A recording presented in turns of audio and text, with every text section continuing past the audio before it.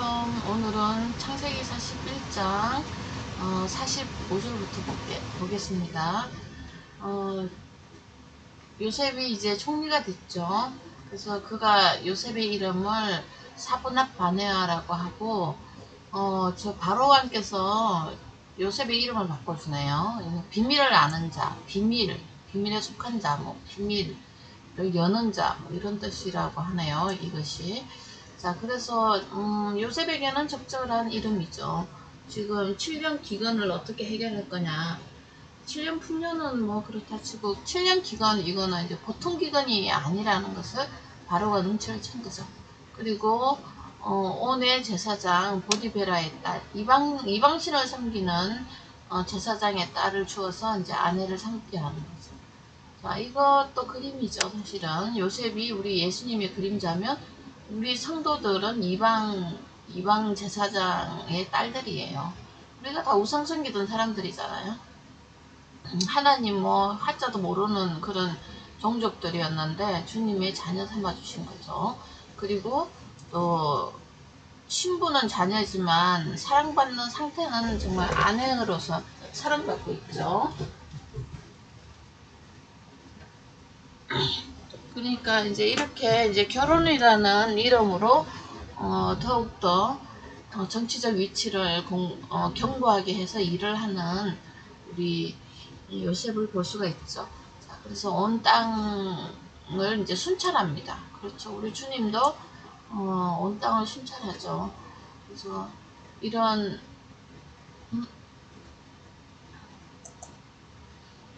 이제 온 땅을 순찰한다. 이런 거는 이제 하나님이 돌보시고 계시다는 것과 또 하나님께서는 나중에 심판주로 다시 계신다는 거, 이런 것도 이제 알고 계셔야 돼요.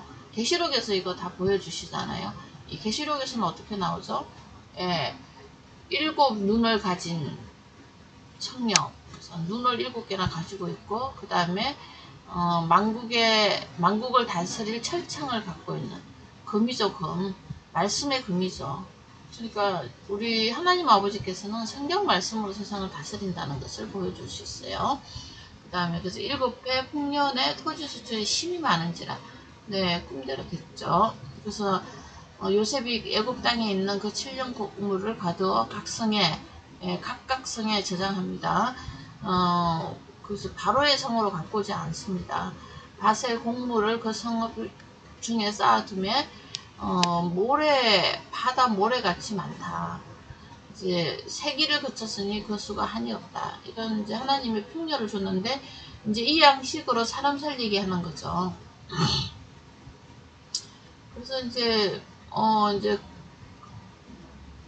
끝을 보면 이 양식 먹는 사람들은 요셉이 나누어주는 양식, 말씀이죠. 나눠주는 사람들은 생명을 유지하고 요셉에게 오지 않는 사람들은 이제 생명을 유지할 수 없는 그런 절대절명의 그 선택기로에 선 거예요, 지금. 그래서 흉년이 들기 전에 요셉이 2 아들을 낳아요. 그러니까 이제 므낫세, 그 다음에 에브라임인데 신앙 고백이 가득가득 들어있는 이름이죠. 내 모든 고난과 아버지의 온 집을 잊어버리게 하셨다. 기쁨이었다는 거죠. 므낫세가 태어나자마자 그 형들한테 버림받은 이런 것들을 잊어버리기는 쉽지 않죠. 그러나 그것에 넘어서 아들이 태어나니까 기뻤다는 뜻입니다. 에브라임은 이제 하나님이 나를 내가 수고한 땅에서 번성하게 하셨다. 이렇게 이제 이름을 지었죠. 그러니까 므낫세, 에브라임, 우리가 사실 주님 만나기 전에는 므낫세의 기쁨을 누리지 못해요. 우리가 주님을 만나야 그때 그 고난들이 다 재해석이 되는 거죠. 나의 미련함도 재해석이 되고요. 자, 그래서 결국은 이제 7해 풍년이 그쳤어요.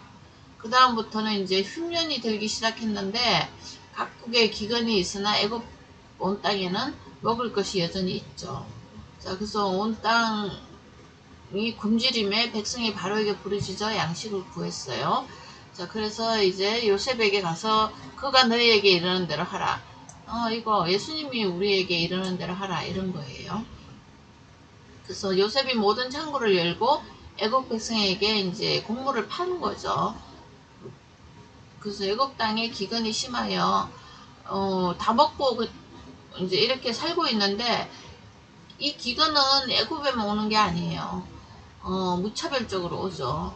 우리도 사실은 한 국가가 다 연결되어 있잖아요. 그래서 어디가 전쟁이 나면 우리 동쪽 끝에 있는 우리한테도 영향을 미치듯이 이 기근은 이제 우주적인 기근이죠. 사실은 하나님 말씀이 없어서 인간의 상태가 제 속에 있는 하나님을 거역하는 원수와의 관계 속에 있는 이런 기근을 이야기합니다.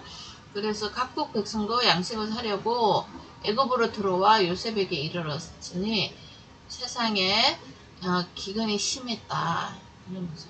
그래서 결국은 각국 백성 이방인들도 요셉의 소문을 듣고 예수의 소문을 듣고 예수님에게로 나오면 사는 길이 있다는 거죠. 구원을 얻었다. 이렇게 이제 해석을 하셔도 될 것 같습니다. 그래서 이런 양식 가지고 하나님께서 이제 보여주신 꿈을 실현하고 있는 거죠. 그래서 이제 42장으로 가시면 그때에 이런 기근이 점점점 짙어올 때에 야곱 집안도 만만치 않겠죠. 그 피해를 보겠죠. 그래서 야곱이 이제 소식을 들었죠. 어디 애굽에 곡식이 있음을 보고 이제 아들을 보고 이제 사러 가라고 하는 거예요. 자, 그러면은 야곱이 또 이르되 내가 들은 적 저 애굽에 곡식이 있다니 너희는 그리로 가서 우리를 위해서 사오라. 그러면 우리가 살고 죽지 아니하리라 하며 요셉의 형 10사람이 애굽에서 곡식을 사려고 내려갔으나 베냐민은 아버지가 데리고 있죠. 같이 형들하고 이제 보내기 싫은 거죠. 왜 그러냐면 요셉도 죽었잖아요. 형들한테 뭐 일 시키러 보냈다가. 참 이런 가정사들을 보면은 지금 우리 가정사들과 똑같죠. 그래서 뭐 정말 이런 거 보면은 야곱이 굉장히 젊은 아들들보다 진취적입니다. 너네들이 왜 이렇게 가만히 있냐, 살 길을 찾아야지, 이렇게 이제 이야기를 하는 야곱의 어떤 처세술, 뭐 세상을 살아가는 방법 이런 것들을 이제 보고 있는 거죠.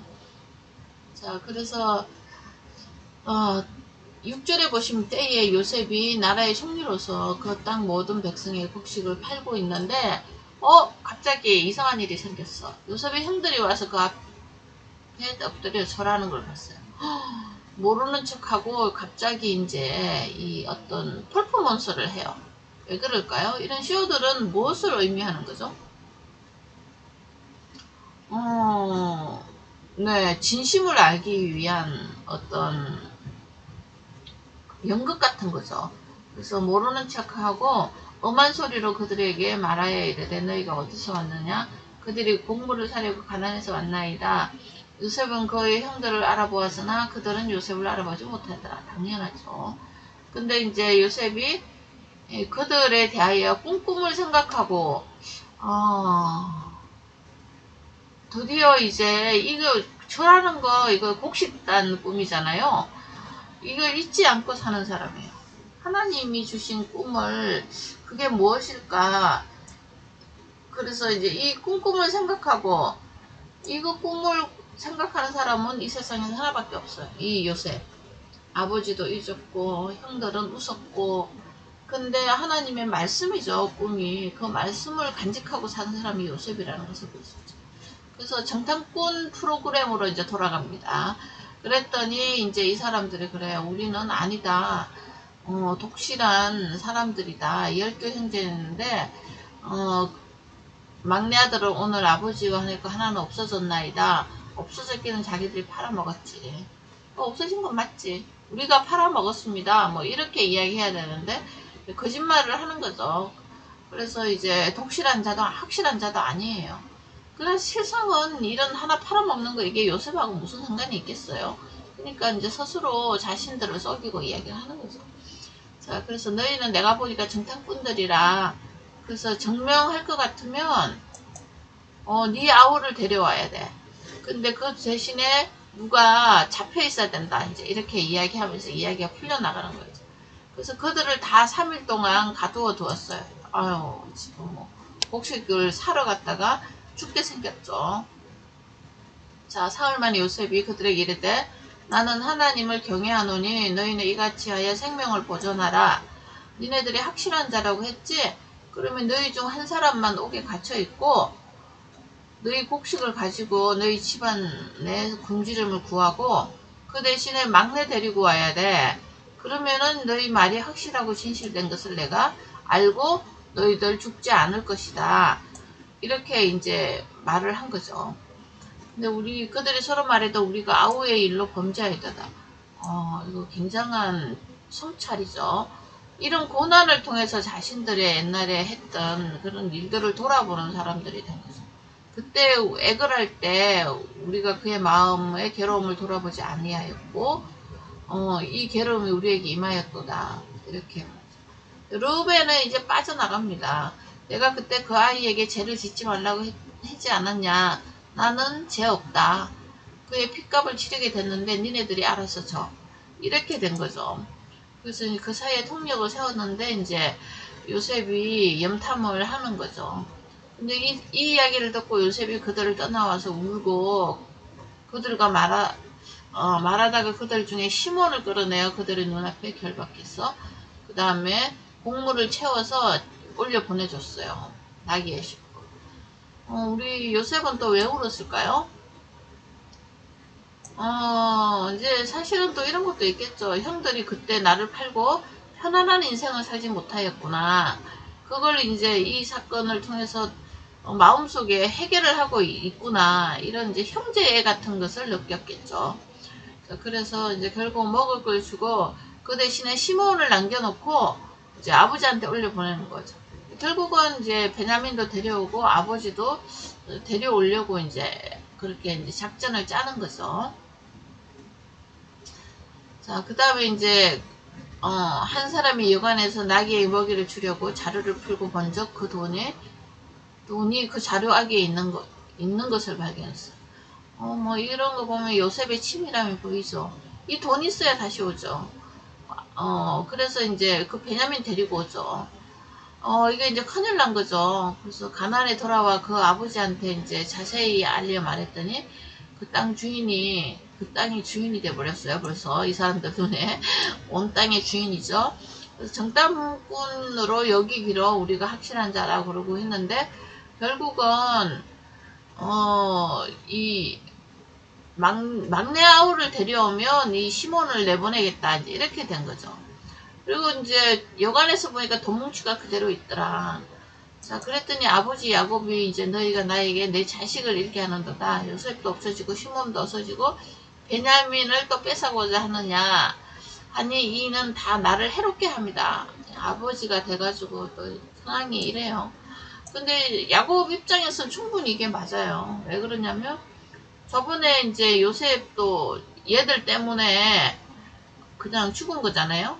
그리고 시몬도 이제 아버지가 보니까 팔아먹고 곡식을 들고 온 거야. 돈도 그대로 갖고 오고. 그러니까 완전 시몬의 몸값으로 이 곡식이 온 거잖아요. 그리고 또 베냐민도 팔아먹고 곡식을 가져와야 되겠다. 이런 이제 프로그램으로 돌아가는 거죠. 자, 그래서 나를 해롭게 한다고 이제 집안에 난리가 난 거죠. 그랬더니 이제 르우벤이 갑자기 중재를 나서는데 이게 율법주의자들의 가치관이거든요. 아까 그 요셉 죽은 데서 자기 빠져나갔잖아요. 빠져나가면 안 되는 위치인데 계속 얘는 이렇게 자기 의견을 표시를 해요. 그리고 이제 그 비라와 간통 사건 그 이후로 아버지에게 신임을 잃었단 말이에요. 그랬더니 이제 아버지 내가 데려오겠다. 안 데려오면 내 두 아들을 죽이소서. 이 두 아들이 이제 손자잖아요. 할아버지가 돼서 손자 죽이는 할아버지는 없어요. 그러니까 지는 안 죽어. 지 애매한 아들은 왜 죽는다 그래. 이 율법주의자들의 가치관이에요. 자기 사랑의 충만함이죠. 그래서 결국은 율법은 다른 사람들을 사랑하지 않아요. 법이에요, 법. 자, 야곱이 이르되 내 이름은 내 아들은 너희와 함께 가지 못하리니 그 형은 죽고 그만 또 남았다. 너희가 가는 길에 재난이 그에게 미치면 너희가 내 흰머리를 슬퍼하며 서울로 가게 할 것이다. 이제 이렇게 결단이 났으니까 굶어 죽든지 시므온도 죽든지 이제 이렇게 결말이 날 판이에요. 누군가 이제 중재가 있어야 되겠죠. 아버지의 마음을 이해하고 이 문제를 해결할 만한 이런 좀 신임도가 높은 사람이 하나 있어야 되지 않겠어요? 자, 그럴 때 이제 누가 등장할까요?